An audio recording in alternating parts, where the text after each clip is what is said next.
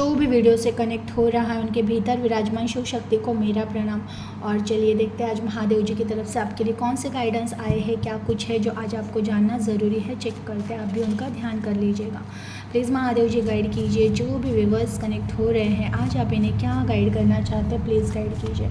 हर हर महादेव, ओम नमः शिवाय। हर हर महादेव, ओम नमः शिवाय। अन्न ग्रहण करते समय प्रसाद का भाव रखिए, धन्यवाद भाव से ग्रहण करें, वही शरीर को स्वस्थ रखेगा, शक्ति देगा।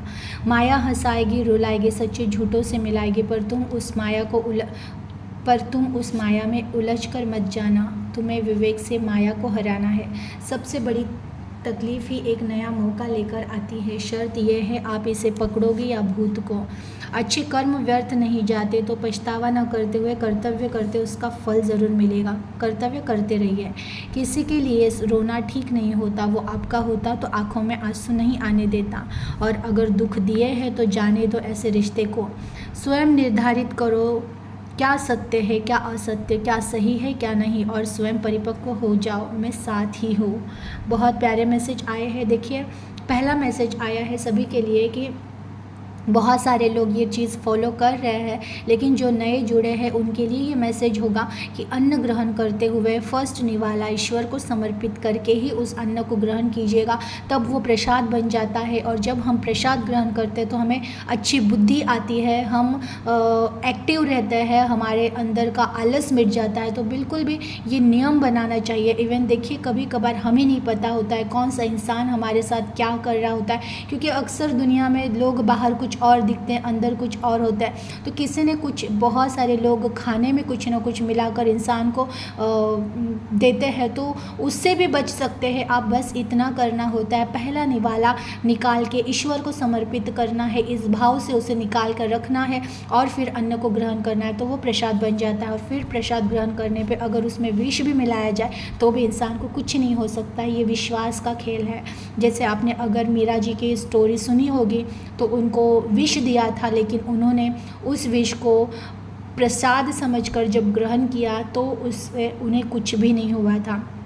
वैसे ही जीवन में हमारे साथ अगर कोई कुछ कर रहा होता है तो भी अगर हम उस अन्न को प्रसाद समझकर ग्रहण करें तो उस अन्न से हमारे शरीर को कोई बाधा नहीं हो सकती है। माया हंसाएगी, माया रुलाएगी, सच्चे झूठों से मिलाएगी, पर तुम उस माया से उलझना मत, तुम विवेक से माया को हराना। देखिए, जीवन में अक्सर बहुत सारे ऐसे घटनाएं हो जाती है कि जहाँ पर हमें रोना पड़ता है। कहीं ना कहीं किसी से लगाव होता है, कहीं ना कहीं किसी से कुछ अटैचमेंट होती है, कुछ चीज़ों से, कुछ पैसों से, कुछ रिश्तों से, और अचानक अगर वो चीज़ें, वो रिश्ते या पैसा जीवन से चला जाता है तो हम टूट जाते हैं, तब हम रोते हैं। कभी कभार सब मिला तो हम हंसते हैं। तो इसी तरह ये माया खेल खेलती रहती है, वो कभी रुलाएगी, कभी हंसाएगी, कभी कुछ देगी, कभी कुछ छीनेगी। तो ये सारी चीज़ों को आपको अलर्ट होकर अब देखना है। देखिए, किसी भी स्थिति में बहुत ज़्यादा खुश होना या बहुत ज़्यादा रोते रहना ये बिल्कुल भी सही नहीं है। हमेशा आपको खुद को अब न्यूट्रल भाव में रखना ज़रूरी है कि कुछ अगर आ रहा है तो आने दो, कुछ जा रहा है तो जाने दो। कहीं ना कहीं ये जर्नी का भाग रहेगा, कहीं ना कहीं ये जर्नी का पार्ट रहेगा। तो बिल्कुल उन चीज़ों में विलिप्त मत होकर बहुत ज़्यादा विलाप नहीं करना और बहुत ज़्यादा आनंद भी नहीं करना है। सबसे बड़ी तकलीफ ही एक नया मौका लेकर आती है। शर्त यही है आप पकड़ोगे, आप इसे पकड़ोगे या भूत को। देखिए, जब भी लाइफ में बहुत ज़्यादा तकलीफ़ें आपके आने लगे ना, तो ज़रूर समझ जाइएगा कि अब कुछ ना कुछ अपॉर्चुनिटीज़ आने वाली है, अब कुछ ना कुछ मुझ में परिवर्तन होगा, या कुछ ना कुछ अब ऐसे घटित होगा जो बहुत अच्छा होगा। तो आपको वो चीज़ पकड़ने आनी चाहिए, ना कि दुख को, जो कि घटना हुई वो तोड़ के गई, वही घटना अगर देखते रहोगे तो जो अपॉर्चुनिटीज़ आने वाली होती, जो संधि आने वाली होती, हम उसको पकड़ नहीं पाते हैं। तो जब भी बहुत ज़्यादा कुछ प्रॉब्लम हो गया है लाइफ में तो समझ जाइएगा कुछ तो अब नया होने का समय आ चुका है। तो ध्यान हमेशा प्रेजेंट में रखिए, तभी आप उन चीज़ों को पहचान सकोगे। अच्छे कर्म व्यर्थ नहीं जाते, तो पछतावा ना करते हुए कर्तव्य को करना। उसका फल ज़रूर मिलेगा। देखिए बहुत सारे लोगों की ये कंप्लेंट होती है कि हमने बहुत कुछ अच्छा किया लेकिन हमारे साथ अच्छा नहीं हुआ, तो अभी पछतावा आ रहा है। बिल्कुल पछताने की ज़रूरत नहीं है। देखिए अगर आपने कर्म किया है, ये ईश्वर का न्यायालय है, यहाँ पर कोई चीज़ व्यर्थ नहीं जाती है। अगर आपने अच्छे कर्म किए हैं, फ़िलहाल आपको उसका रिजल्ट नहीं मिला है, लेकिन डरिए मत, आपको ज़रूर आपके कर्म पूरे सूद समेत वापस मिलेंगे। थोड़ा सा सब्र कीजिएगा, लेकिन फल मिलता ही मिलता है। हर कर्मा का फल मिलता है, अच्छा हो या बुरा, फल ज़रूर मिलेगा। किसी के लिए रोना ठीक नहीं होता, वो आपका होता तो आंखों में आंसू नहीं आने देता, ये बहुत सच है। देखिए बहुत सारे लोग हैं ना, रिश्तों के लिए रोते रहते हैं। हम उनसे बहुत प्यार करते थे, उन्होंने हमें धोखा दिया। आप खुद सोचिए, अगर वो बहुत प्यार होता तो एक्चुअल में अभी आप रो नहीं रहे होते ना।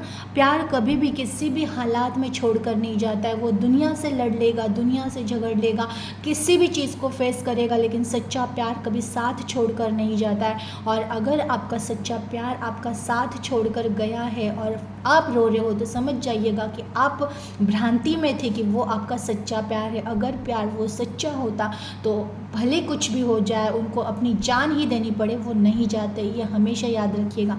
तो जो सच्चा प्यार ही नहीं था, उसके लिए आंसू बहाना भी व्यर्थ है। और अगर आपने सच्चा प्यार किया है, कुछ लोग खुद बहुत ज़्यादा सच्चे होते हैं, बहुत ज़्यादा प्यार के, वो ज़्यादा टूटते हैं, वो ज़्यादा रोते हैं। तो यकीन कीजिएगा इस महादेव के ऊपर और ईश्वर पर कि ना, आपने प्यार किया है ना, आपको आपके जैसा ही प्यार करने वाला इंसान ज़रूर मिलेगा, मिलेगा ही मिलेगा। बस थोड़ा सब्र कीजिएगा।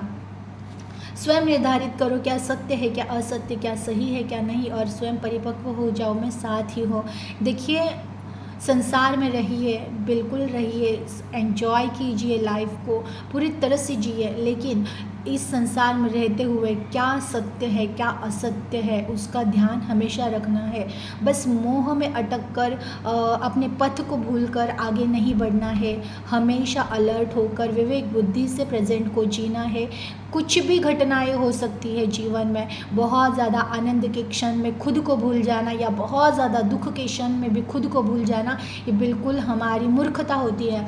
कुछ भी हो जाए, क्योंकि जीवन तो परिवर्तित है, वो होता ही रहेगा परिवर्तन। आज सुख है, कल दुख आएगा, कल दुख है तो फिर सुख भी आएगा।